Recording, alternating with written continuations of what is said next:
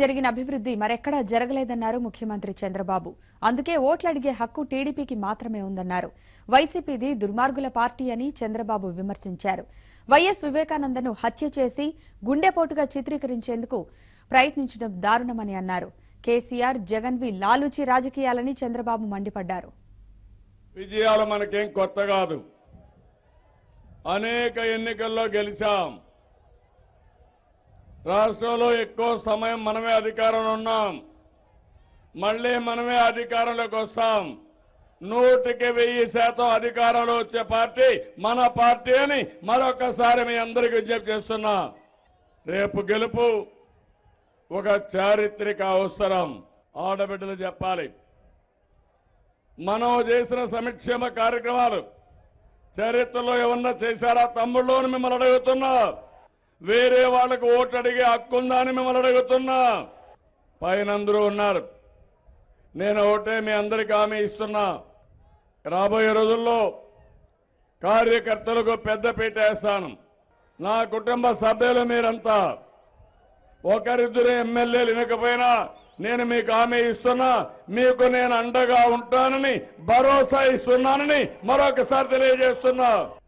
ఒక సమర్థవంతమైన సైన్యం మన దగ్గర ఉంది. అలెగ్జాండర్ ఒక మాట అంటాడు, మీరు ప్రపంచంలో జయించారు. ఎట్లా జయించారంటే 10 లక్షల మంది సైనికులు ఉన్నారు. ప్రతి ఒక్కరూ ఒక అలెగ్జాండర్గా ఉన్నారు. కాబట్టి ప్రపంచాన్ని జయించడం కష్టం లేదని ఆయన చెప్పాడు. నాకు అనిపిస్తుంది తమ్ముళ్ళు, అలెగ్జాండర్కి 10 లక్షల సైనికులుంటే నాకు 65 లక్షల మంది సైనికులున్నారు. అక్కడ 10 లక్షల మంది అలెగ్జాండర్లుంటే 65 లక్షల మంది చంద్రబాబులు ఉన్నారు. మీలో రైతులందరికీ పెద్దన్నగా ఉండాలనుకున్నా 24,500 కోట్లు ఆ రోజు జగన్ చెప్పింది మీకు జ్ఞాపకం ఉందా? రుణమాఫీ సాధ్యం కాదన్నాడు. నేను సాధ్యం అవుతుందని చెప్పి అది సాధ్యం చేసిన పార్టీ తెలుగుదేశం పార్టీ అని చెప్పి కూడా నేను మీకు తెలియజేస్తున్నా. ఇంకో పక్కన మీరు చూస్తే కేసీఆర్ మన పార్టీ అక్కడ పోటీ చేశాం. తప్పేంటని అడుగుతున్నా. అక్కడ ఏ పార్టీ ఉండకూడదు, ఏమీ చేయకూడదు. 88 సీట్లు గెలవాలి. గెలిచాడు దౌర్జన్యంతో. ఇప్పుడు మనం గెలవాల్సిన అవసరం లేదు. ఇక్కడ ఈ రాష్ట్రం పైన దాడి చేయాలి. అభివృద్ధి ఆగిపోవాలి. మనం అభివృద్ధి అయితే కంపారిజన్లో తెలంగాణ ఎత్తిపోతుందనే భయంతో మీరు అభివృద్ధి చేయలేక ఇక్కడ జగన్మోహన్ రెడ్డిని సపోర్ట్ చేస్తారు. నేను ఒకటే చెప్తున్నా, ఆ రోజు నేనే హైదరాబాద్ని అభివృద్ధి చేశా. ఈరోజు ఇక్కడికి వచ్చా. నాకు ఆ శక్తి ఉంది. మీ ఆటలు సాగవు. తప్పకుండా మళ్ళీ దేశంలో నెంబర్ 1 రాష్ట్రం ఏదంటే దానికి చిరునామాగా మన రాష్ట్రమే ఉంటుంది. అది ఆయన బాధ. ఆయన మన మీద దాడి చేస్తున్నాడు. డబ్బులు పంపిస్తాడు, మనుషులు పంపిస్తాడు, హైదరాబాద్లో ఉన్నందరినీ బెదిరిస్తాడు, నోటీసులు ఇస్తాడు. మనకు కూడా ఆత్మ గౌరవం ఉంది. నేను ఒకటే చెప్తున్నా, వేరే వాళ్ళ దగ్గరికి వెళ్ళండి కానీ తెలుగుదేశం పార్టీ జోలుకొస్తే కబద్దార్ జాగ్రత్తగా ఉండమని హెచ్చరిస్తున్నా. కడాన జగన్మోహన్ రెడ్డి వాళ్ళ చిన్నాన్ని ఆయన ఇంట్లోనే చంపేసి ఆధారం లేకుండా చేయాలని ప్రయత్నం చేసే పరిస్థితికి వచ్చారు. కేసుని తప్పుడుగా రికార్డు చేసి హార్ట్ అటాక్తో చనిపోయారని ప్రపంచాన్ని నమ్మించాలనుకున్నారు. ఆ తర్వాత హాస్పిటల్లో ఇది హార్ట్ అటాక్ కాదు, ఇది హత్య అని చాలా గట్టిగా నిర్ధారించారు.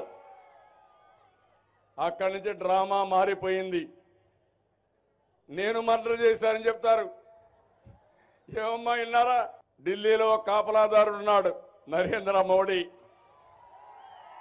ఇలాంటి వాళ్ళకి కాపలా కాస్తాడు నరేంద్ర మోడీ. సిబిఐ కేసు మనం చూశారు. కోడి కత్తె కేసు విచారించింది ఎవరు తమ్ముళ్ళు? CBI, NIA. కోడి ఆ పేరు వినగానే మీకేమనిపిస్తుంది? కోడి కత్తి. దానికి ఎన్ఐఏ అంటే విదేశాల్లో టెర్రరిస్టుల పైన విచారణ చేసే సంస్థ పైన విచారణ. ఇది ఒక డ్రామా. ఎందుకు వీళ్ళ డ్రామా బయటపడింది, వాస్తవాలు బయట వచ్చాయి, అపహాస్యం అయిపోయారు, తప్పించుకోవాలి. అందుకే ఎన్ఐఏ ఇప్పించారు. వాళ్ళు అదే రిపోర్ట్ ఇచ్చారు. మన పోలీసులు ఇచ్చిన రిపోర్ట్ని నిర్ధారణ చేశారు. ఇప్పుడు ఏమంటారు కోడికత్తి పార్టీ అని నేను అడుగుతున్నా మిమ్మల్ని అందరినీ. నేను అడుగుతున్నా ఒక విషయం మీరు చూడండి. ఈ పార్టీ తప్పుడు పార్టీ, తప్పుడు ఆలోచనలు ఉండే పార్టీ. మొత్తం రాష్ట్రంలో దొంగతనాలు చేసేవాళ్ళు, డెకాయిట్లు చేసేవాళ్ళు, లూటీ చేసేవాళ్ళందరూ ఆ పార్టీలో చేరిపోతున్నారు. ఈ జగన్మోహన్ రెడ్డి కేసీఆర్ కలిసి పనిచేస్తారు. ఆయన ప్రత్యేక హోదా ఇవ్వద్దంటాడు, ఇండస్ట్రీకి ఇన్సెంటివ్స్ ఇవ్వద్దంటాడు, పోలవరం వద్దని సుప్రీంకోర్టులో అఫిడవిట్ వేస్తాడు. నేను అడుగుతున్నా, ఇలాంటి చేసి రేపు రాష్ట్రం ఏ విధంగా అభివృద్ధి అవుతుందని అడుగుతున్నా. తెలంగాణలో కేసీఆర్ మాత్రం ఉండాలి, ఆడక్కడ అపోజిషనే ఉండక్కర్లేదు. ఆంధ్రప్రదేశ్లో తెలుగుదేశం లేకుండా ఈయనకు బాంచేన్ని కాళ్లకు మొక్కుతాననే వ్యక్తి కావాలి. ఆ వ్యక్తే జగన్మోహన్ రెడ్డి.